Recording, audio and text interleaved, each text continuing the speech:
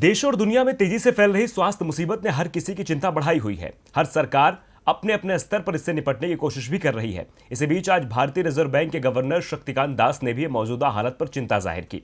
साथ ही repo rate को लेकर भी बड़ा बयान दिया है। एक रिपोर्ट देखिए। देश की अर्थव्यवस्था पहले से सुस्ती झेल रही थी, लेकिन मौजूदा स्वास्थ्य मुसीबत ने इसे और भी गर्त में पहुंचाने का काम किया, जिससे हालात और बिगड़ गए। लोग बेरोजगारी से परेशान हैं। सरकार ने परेशानी कम करने के लिए कई कदम भी उठाए। वहीं भारतीय रिजर्व बैंक ने भी लोगों को राहत पहुंचाने के लिए कई फैसले लिए।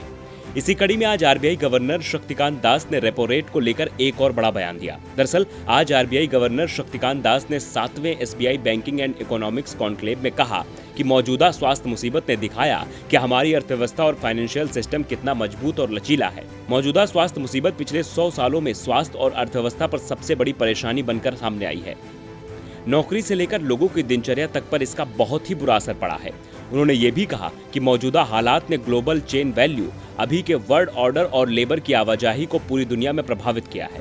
आरबीआई गवर्नर ने कहा कि फरवरी 2019 से लेकर अब तक हमने कुल मिलाकर रेपो रेट में 135 बेसिस पॉइंट की कटौती की है। वो मुख्य रूप से इसलिए किया गया ताकि ग्रोथ में आई गिरावट से निपटा जा सके। इसके बारे में मॉनिटरिंग पॉलिसी कमेटी रेजोल्यूशन में भी कहा गया है। शक्तिकांत दास ने यह भी कहा कि स्वास्थ्य मुसीबत ने लोगों के जीवन शैली को भी प्रभावित किया है। उन्होंने कहा कि मॉनिटरिंग पॉलिसी कमेटी ने फैसला किया कि भारतीय रिजर्व बैंक धीरे धीरे अभी रेपो रेट में 115 बेसिस पॉइंट तक की कटौती करेगा।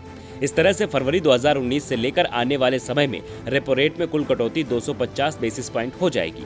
आरबीआई गवर्नर शक्तिकांत दास ने कहा कि मुसीबत के इस दौर में हमारी वित्तीय व्यवस्था को बचाने के लिए और अर्थव्यवस्था को सपोर्ट देने के लिए आरबीआई ने कई तरह के कदम उठाए हैं। आरबीआई गवर्नर ने रेपो रेट में कटौती के संकेत तो दिए हैं।